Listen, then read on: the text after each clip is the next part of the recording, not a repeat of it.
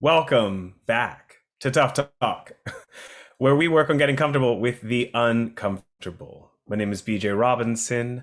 I am a Black Puerto Rican adopted queer artist, educator, church choir director, uh, and a bit of a reforming workaholic. And those attributes combined with many more led me to creating this space, this series, this platform where people can come together and have all kinds of sometimes complicated, often interesting, sometimes difficult, sometimes joyous, sometimes rewarding, and hopefully always insightful and educational conversations about many different things that we're all trying to gain a greater understanding on and enact change upon within ourselves and with the world around us. To those joining us for our first time, welcome to our Zoom where it happens. And to those returning, welcome back. Thank you all for being here.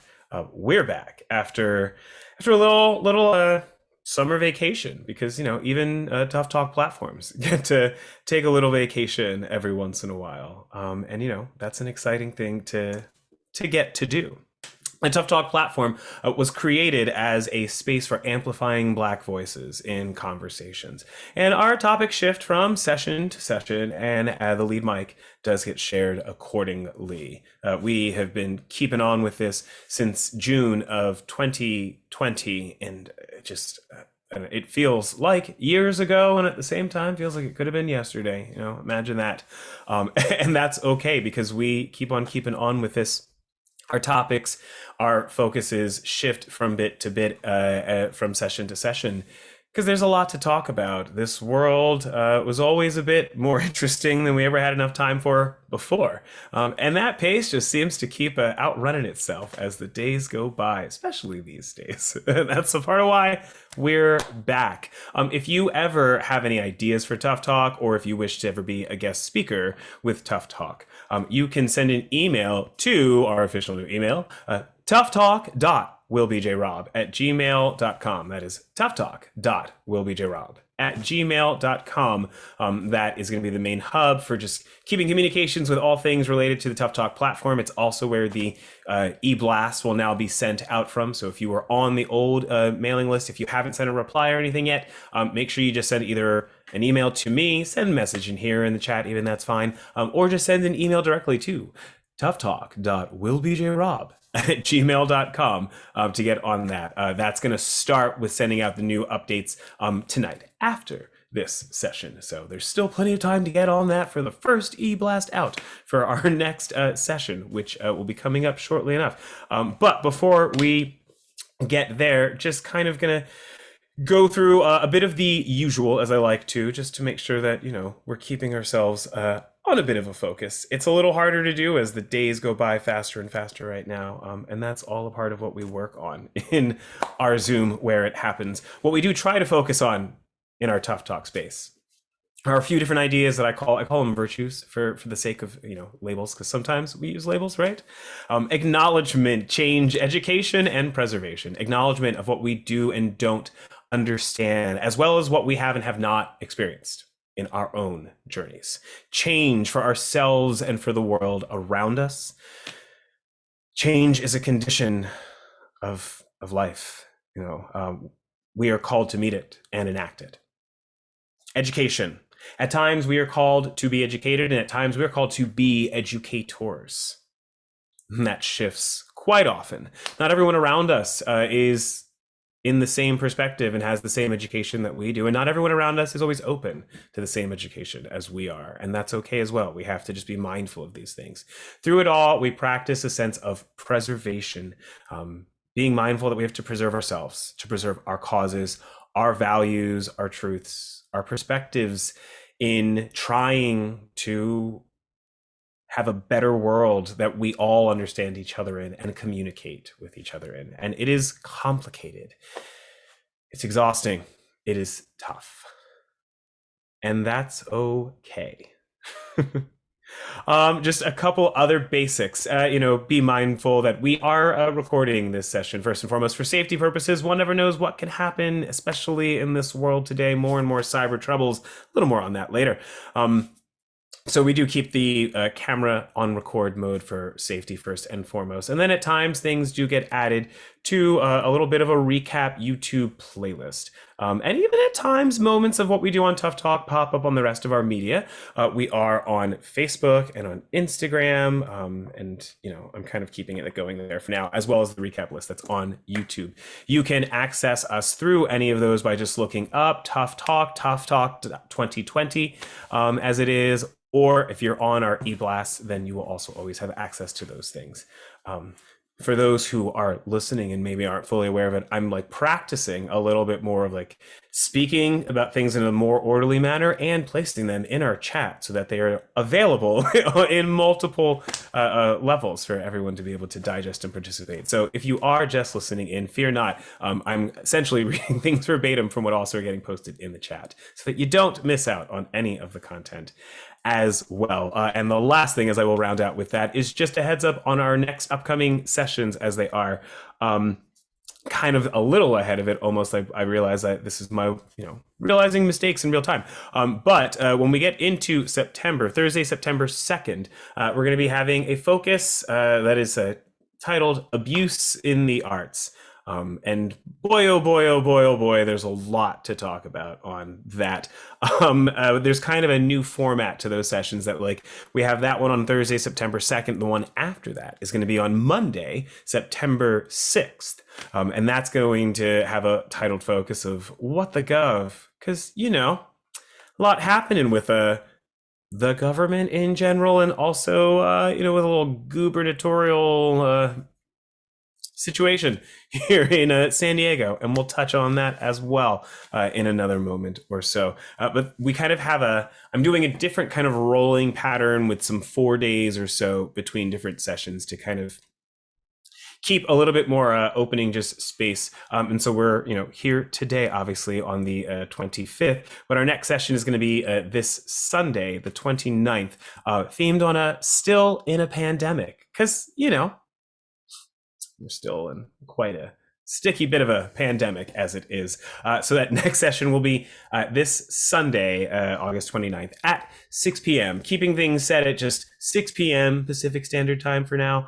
A little later in the evening tends to work a little better, kind of across the board from what I've heard. So 6 p.m. Sunday for a little bit of on still in a pandemic. All right, to kind of get to it for today, first and foremost, let me take a beat and take a sip of my Sauvignon Blanc.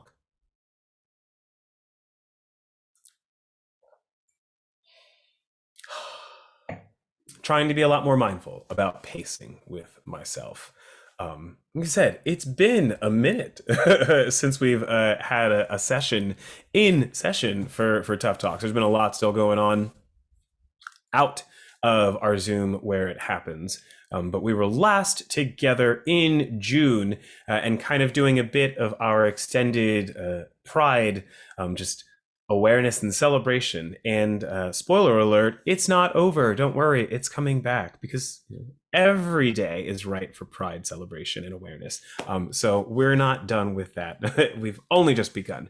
And then kind of worked itself out to take a little personal hiatus throughout July, at least from our Zoom where it happened. I was basically dabbling back in with trying to acknowledge an outside world, because I have been living happily in Rapunzel syndrome, as I have diagnosed it. And I'm going to continue living in my wonderful Rapunzel syndrome, at least for the rest of 2021, because that's where I'm comfortable.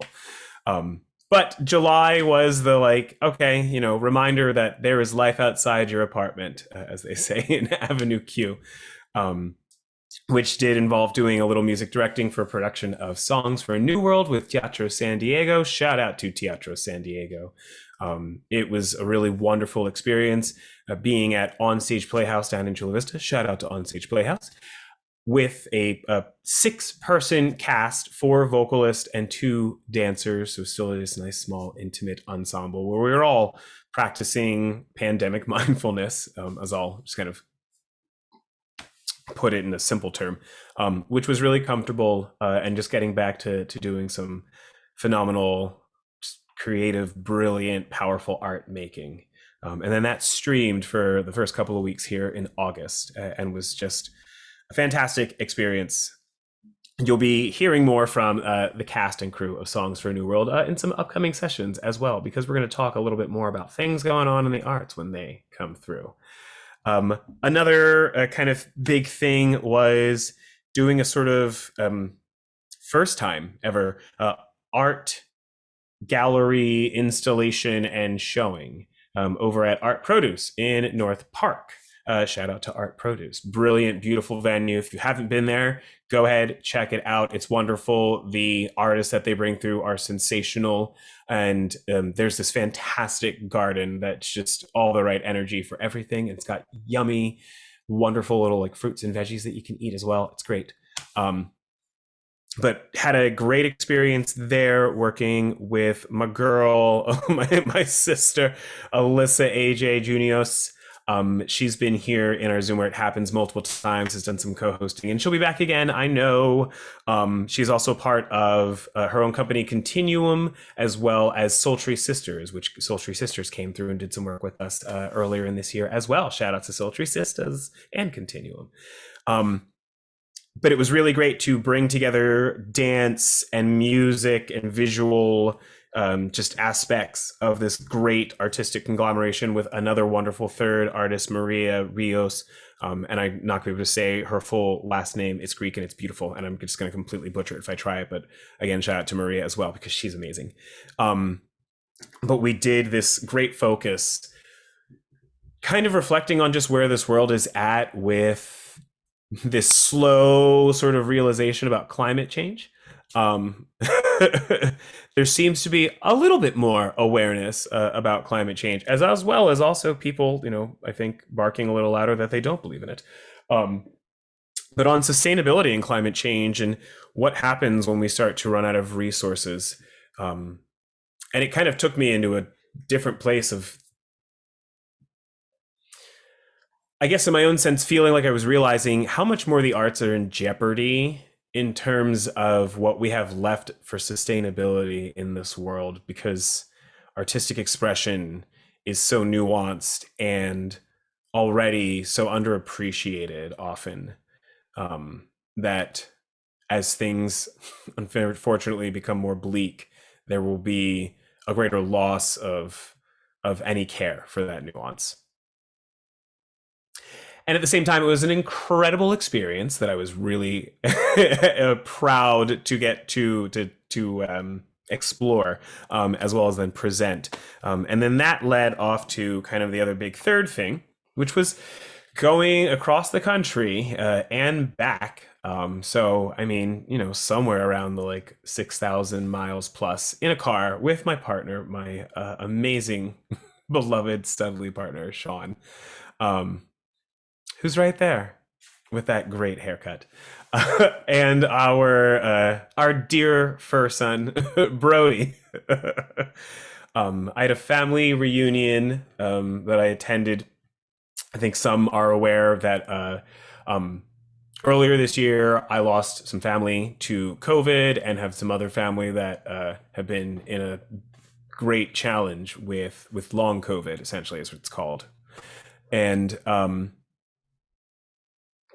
things were not great for a while, and then there was sort of a call to arms from my brother that things were going to get better, and by golly, we're going to have a family reunion after a couple of months through it. Very just like chipper, babes in arms kind of storyline. And sure enough, followed the story plot. And so there was a family reunion in August in New Jersey that we made our way to, seeing plenty of sights from the car as it was moving with windows up along the way, and occasionally getting out and about to walk with masks, and get to just see a lot of the country. It was beautiful. I think it totaled up and it was like 21 states and territories, including DC, over our about 26, 27 days out and about, and seeing plenty of family of mine and his all through the way, and plenty of this world, plenty of new nuances to perspectives on this country, and plenty of reaffirmed nuances as well. Um, it was great, and it was really wonderful to have the time to step away, and at the same time, it kept me really wanting to come back to our Zoom, where I will just say again for the moment, it's just wonderful to be here with all of you. Grateful to have this space and grateful to have all of you to chime in and check in as well. That rounds us into where we are at now of how things started and how it's going. Because it's been a bit of some time where there are certainly changes that have occurred in this world, on all sorts of levels. And some things seem to have, taken that 90-degree pivot. Some things, maybe it's only like a 35-degree pivot. Some things are a 180. And then there are some things that went like 370. And it's a lot to get into, I guess is the simplest way to try and put it there. So, let's just start on the big with the world, right? We started the year in a pandemic. We're still in a pandemic. We started the year with seeing New Zealand managing everything better than everyone else, and going, to a point of finally no cases and all of that, and that was great. And now in New Zealand, there started to be a couple of times where there was one case, or possibly more than one case, but like single digit cases. And they're still shutting everything right down immediately when it happens. They kind of have a protocol, they're set in plan, and it just goes into play. So they're kind of still leading, I think. They seem to have figured it out a while ago, and they seem to still have strategy in play that seems effective. And at the same time, there seems to be little to no impression elsewhere on following the working model.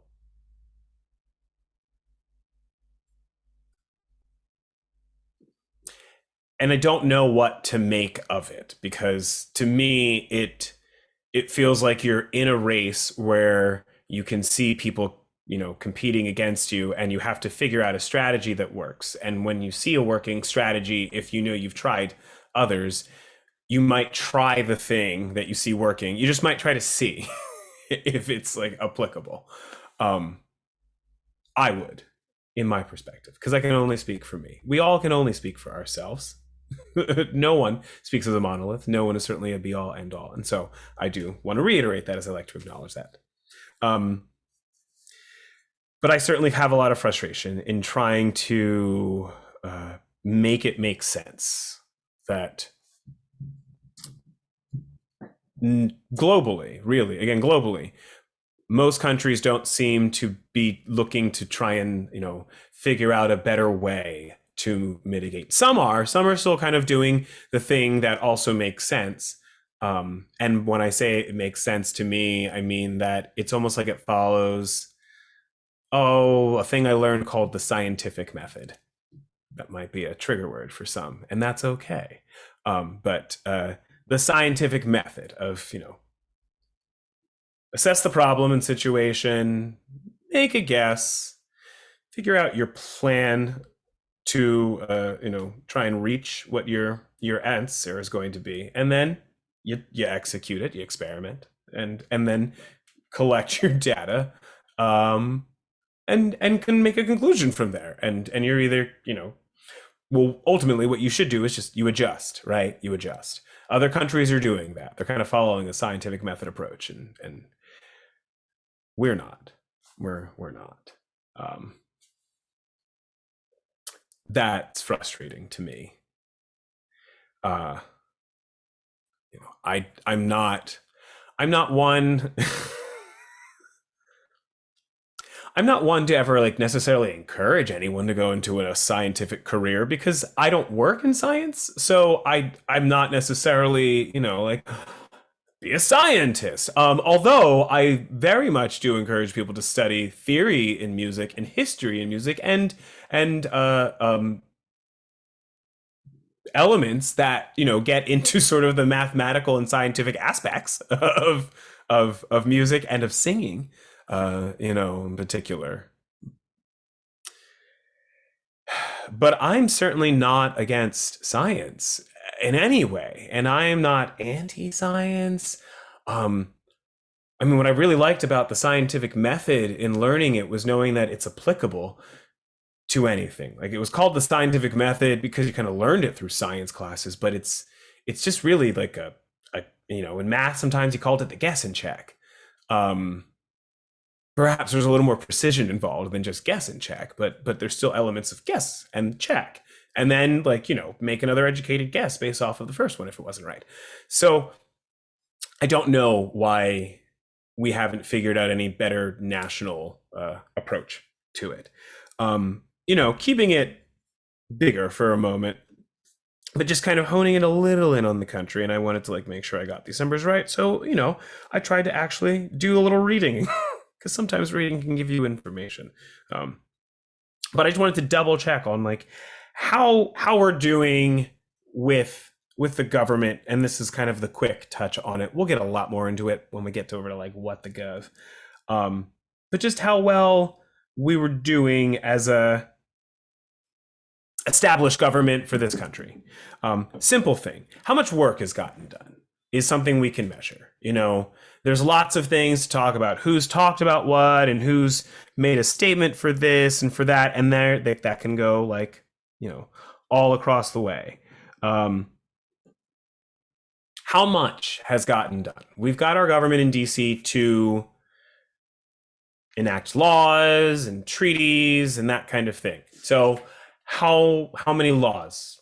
How many bills? Bills, right? We've got bills that go through. How many bills have been handled by our branches? 36. We've had 36 bills. Now that's some people are gonna be like, is that a high number? Is that a low number? That's really your own take, depending on like where we're at with things. So what I did is I was like, let's look at what the 36 bills are. Because it's not necessarily like what's the number. It's not about quantity. It's about quality, right? of like what's been passed. The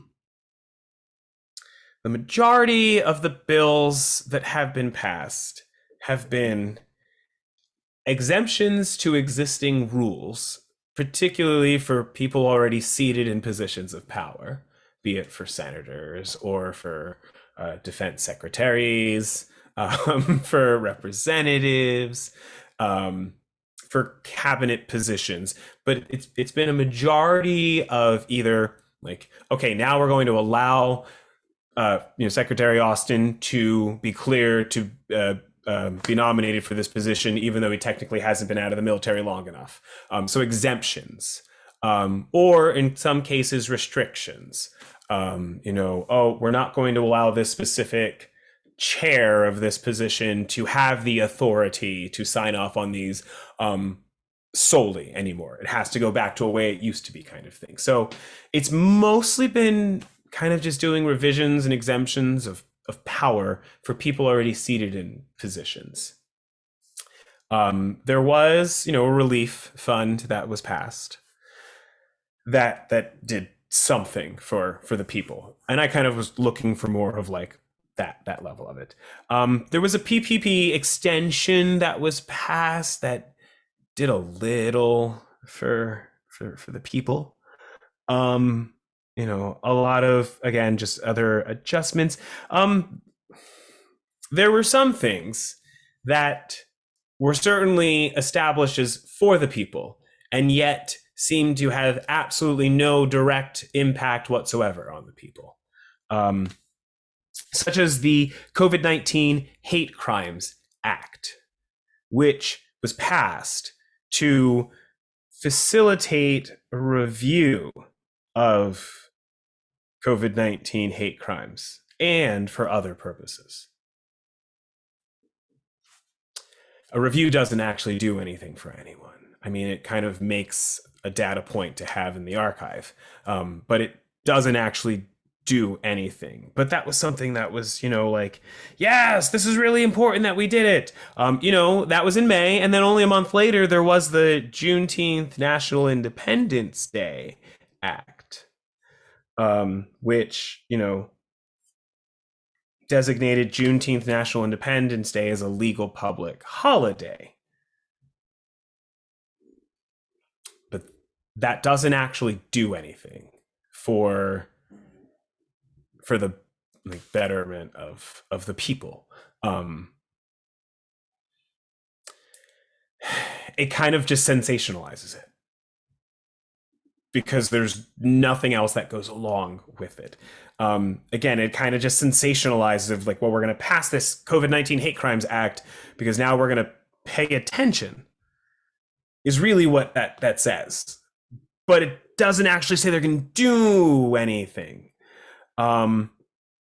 There were a lot of things that were, passed that just weren't even given titles because they were just like, oh, well, we're just going to make this provision. We're going to adjust this wording. We're going to adjust that. Nothing that it's actually policy. We just had, what was this that just went through?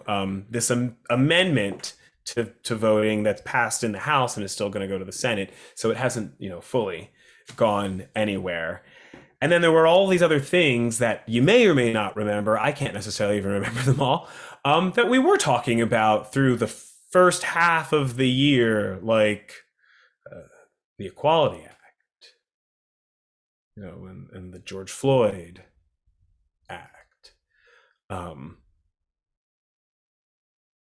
the John Lewis, John Lewis Voting Rights Act. They haven't. Not only have they not gone anywhere, they're kind of out of the conversation at this point, and it's shitty. It's shitty. It's worrisome. So much. At the start of the year, there were talks of at the start of the year, there was an insurrection. What am I talking about? There was a domestic terrorist attack. There was an insurrection. And there was the start of a sham wannabe audit happening in Arizona. That's still kind of wrapping up, apparently. And there are other fake audits that are all trying to get themselves going and working and building a little bit more steam in Pennsylvania and in Georgia. And that's just a few of them. And there have been places like Texas and Georgia that have passed legislation, voter suppression legislation already. That's, again, naming just a couple of places. There's still everywhere else that it's out. I feel like this government isn't working effectively. And I don't know, it's that's just me I'm stating a feeling. I'm not stating a solution. I'm not stating this is what we have to do, because I don't have that. I know I don't have that at this point. But I feel as though none of this is working at this point. We were getting back to having allies at the start of this year after we had a new administration come into power, come into control, I should say, really. And then, Afghanistan. And by the end of this week, or even next week, we might not have any of those allies, depending on how this all goes down. This same administration we have now was saying earlier in this year, we're back globally, and they can trust us. Everyone can trust us again. And then this week said to them all, look, we're pulling out, and that's what we're doing because that's what we have to do.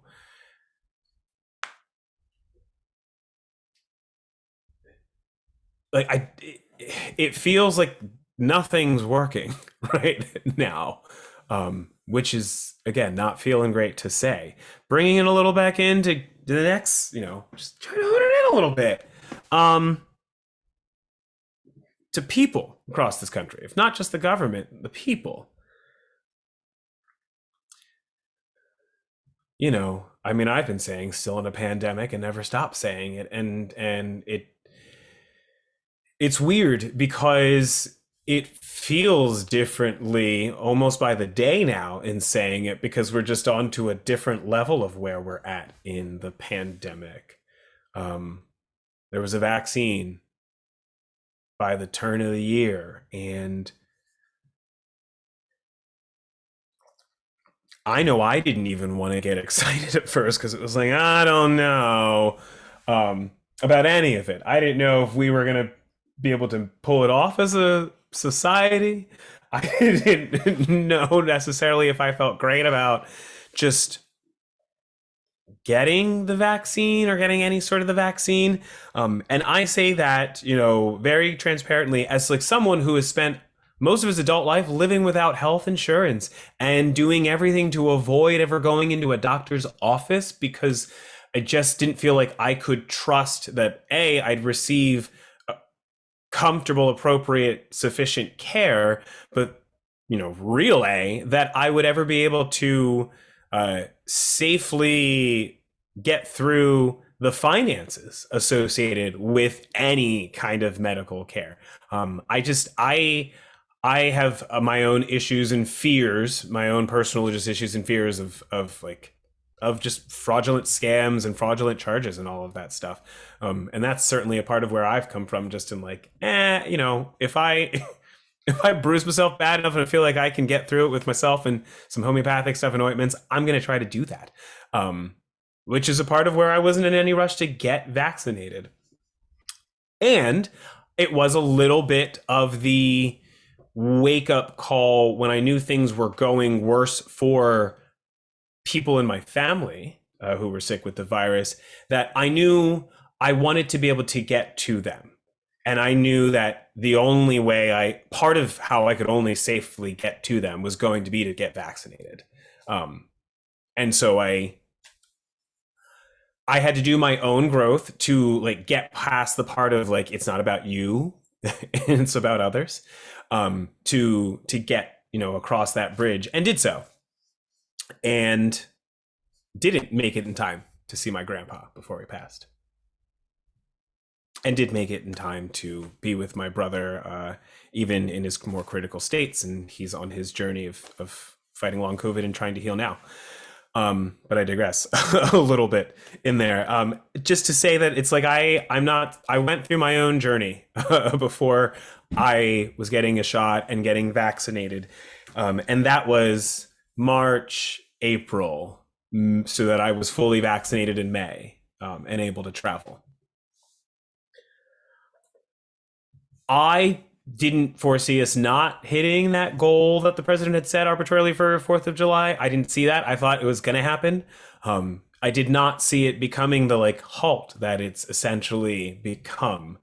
I did not see it becoming thousands upon thousands and really tens of thousands of vaccines being wasted almost weekly at this point because they expire and people are just in places where they don't want them.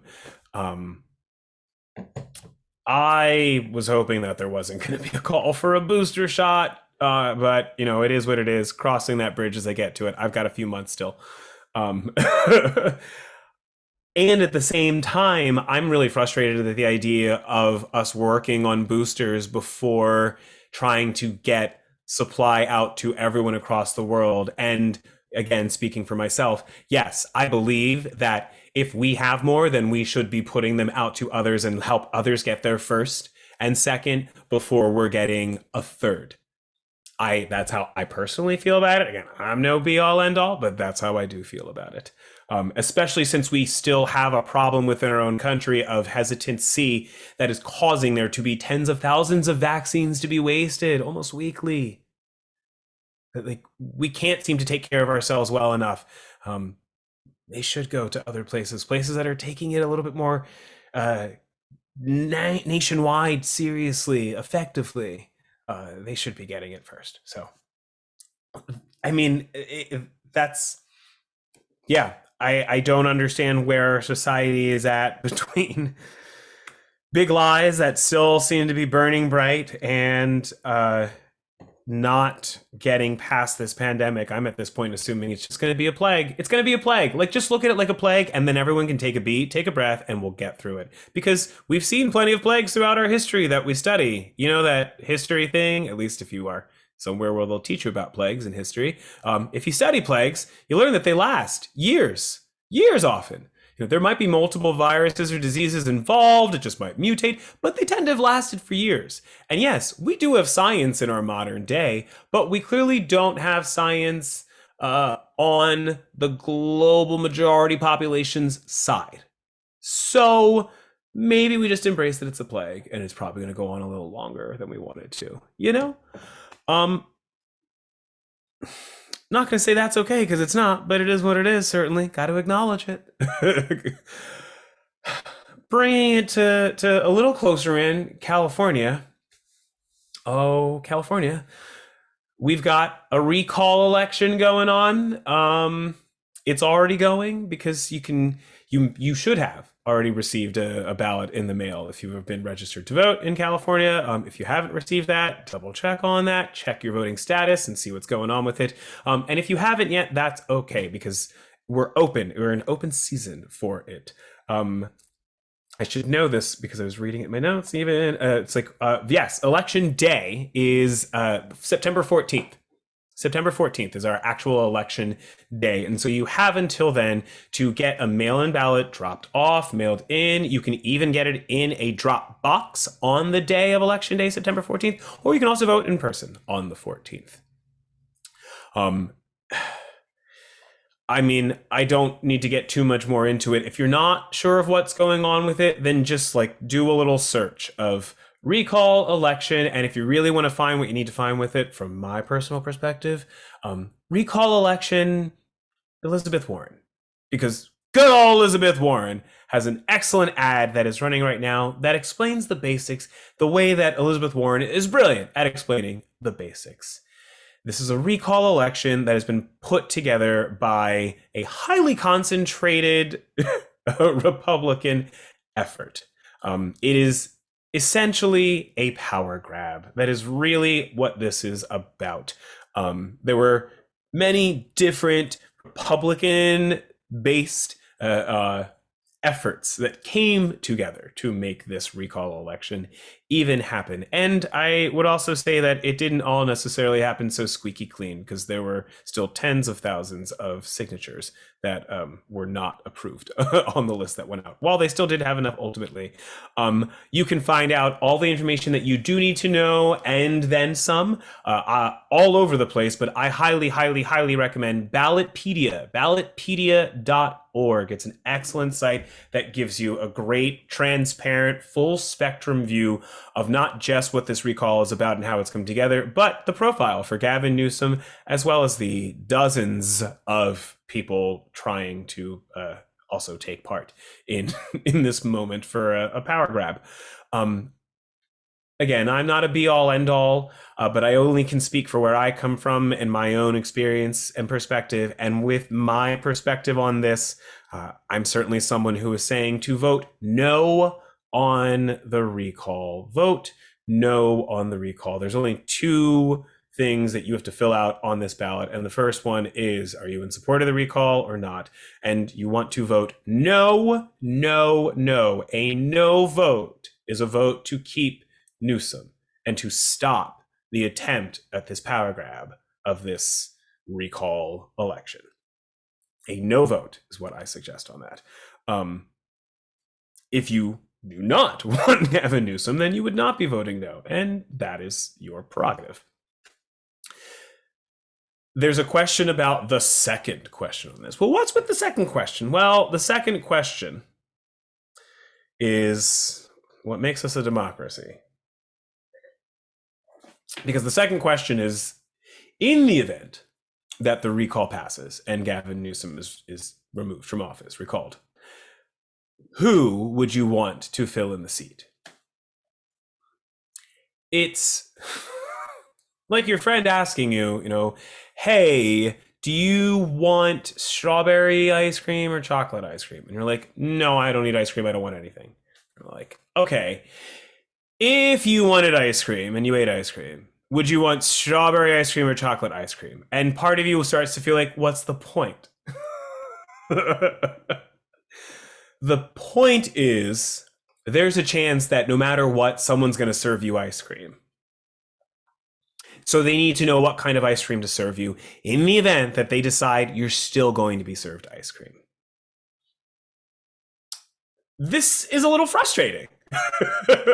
If you ask for something to not be on your plate and someone's like, well, it still just might be on your plate, it's like, man, that sucks. This is why it really is as simple as, do you want someone else in office? If you don't want someone else in office right now, if you would like for Gavin Newsom to just finish out his term, because you may feel like we don't necessarily need to go through like someone else having another power shift and everything shifting again from where it's been. If you feel that way, vote no. If you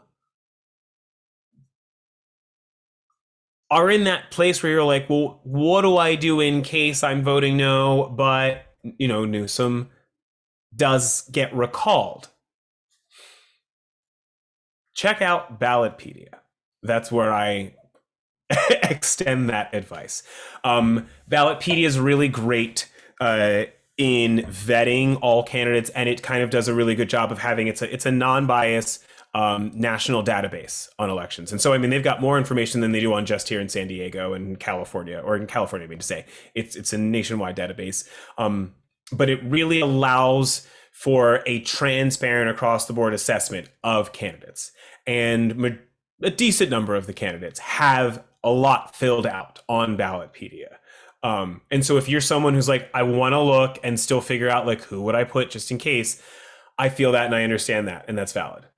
I would recommend going to Ballotpedia and reading through there on the many different candidates that are there to see if you can find more information out that will help you to make a decision that you want to make.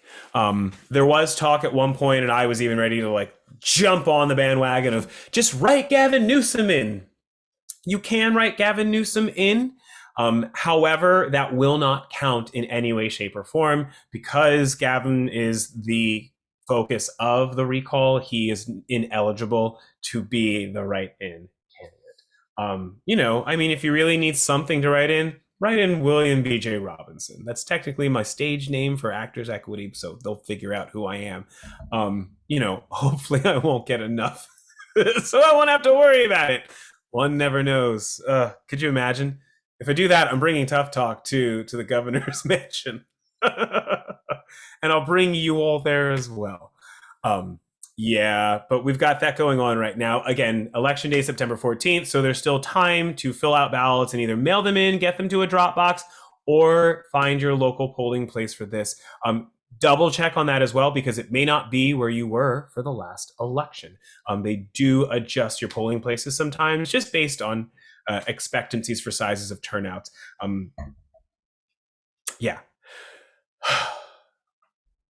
Bringing it just a little closer into San Diego.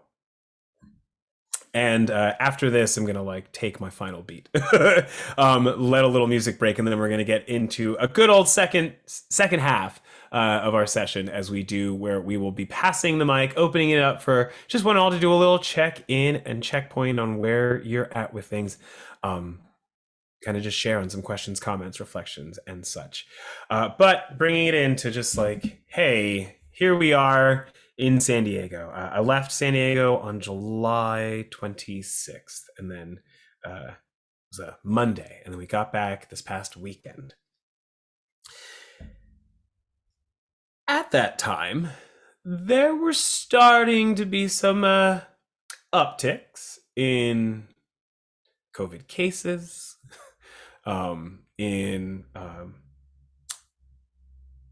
what do you even call them? Just kind of like in hotspots again for outbreaks. it wasn't great. And that's certainly because we were the few weeks out from 4th of July, from Pride celebrations going on, and people just kind of getting a little bit out and about again for some summertime. Here we are, about a month later. Um, it's not looking great. There seems to be a continued pursuit of openings, reopenings, out and abouts. And there's also, doubling and tripling of cases. Even like breakthrough cases are starting to go up. Just positive tests are going back up. Testing sites have all started to reopen. I don't like to be trendy, and yet I can't help but notice what seem to be glaring trends again right now. And no real clear mitigation, moderation, or slowdowns happening. A couple of things, certainly. And it's not everyone's just like it's fine, it's fine, it's fine, it's not a problem. One of my favorite vegetarian vegan places, Ranchos in North Park. They have gone back to just doing pickup and delivery, no more in-person dining for now, and they made that call a couple of weeks ago. Shout out to Ranchos. Delicious food, vegan, vegetarian, as well as carnivorous. And they are available for pickup and delivery. And I really thought that was mindful and just a great call. And I thought, oh, that's gonna like help start the trend. But I have not seen that trend take place yet. I keep just seeing things advertising for out and about, and bringing in, and I am seeing, certainly from like some of my friends' stories, calling you out, friends. Packed places, crowded places. And I shouldn't say I'm like not calling you out. I'm acknowledging. I'm just acknowledging what I'm seeing because again, to each their own. Everyone's got their own comfort levels. I'm not judging you. I can't judge you. I don't know all of your stories, and I can only speak from my own perspective. I feel that I just see a lot of things trending in a not great direction. I have a number of friends who are teachers who have gone back to being in classrooms over the last month or so, where I'm not doing it. Probably not doing it for the rest of 2021. That's what I'm doing. And plenty of them have students that have tested positive. Some of them have colleagues, principals that have tested positive, and some of them have tested positive themselves. And to me, that's almost the worst part, because then it almost just becomes the waiting game of how do you react? It's, being stung by a bee for the first time and not necessarily being sure, like, am I just going to swell for a moment, or is this actually going to be a thing that changes my life? I have had a hard time comprehending why people are less mindful of the potential life altering that can take place on any random individual out of this virus at this point.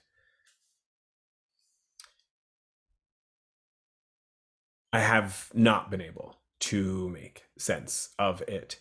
And at the same time, I'm able to understand that it's not everyone and it's not everywhere.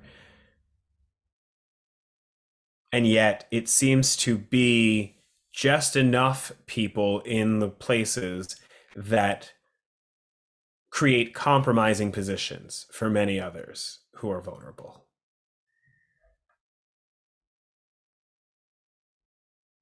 Which is kind of how we ended up with this recall.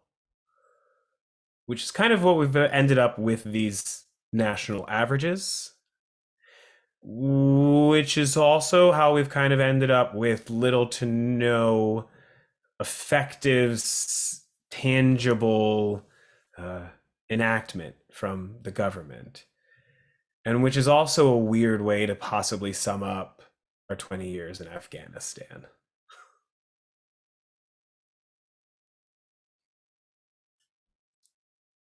Which is also part of where I'm at the point of like, I think we should just acknowledge that this is a plague, and we need to just accept that we're all in a little plague time. It's going to be rough for a few years, because a lot of it seems to be cyclical behavior and parallel, uh, at least in my perspective. I don't feel like things are going all that well, and I also think it's kind of okay to say that out loud. It's a little liberating to acknowledge there's a lot that's really messy. There's a lot that's really messy, and there's a lot that's not progressing in substantial positive ways. Because that's acknowledgement. And that's a little refreshing, I think. It kind of helps it to feel a little clearer on what are the right opportunities for change. What are the missing portions of that education? The challenge is then enacting all of that and finding a new practice in preservation to assess these things and then make these changes and enact them. And, the other thing I feel goes along with all of this is that maybe this is, again, what I would call kind of looking at it through a scientific method. Maybe that's the label that needs to change, that it's not about necessarily being scientific. It's about being humane. It's a humane method to acknowledge problems, to discuss ways to change things and to find a solution, and to enact that through learning and through practice, and to keep at it, and then to just check in on where it's at and how it's going from how it started, and remind yourself that you just got to keep on keeping on. So maybe it's not a scientific method that we need to be thinking about in all of these situations, in any of these situations. Maybe we have to give it a different label, a humane method to finding solutions that enact progress and sustainability and security for the bigger picture. Because we're a part of that. And the more we preserve it all, the more we all have of it.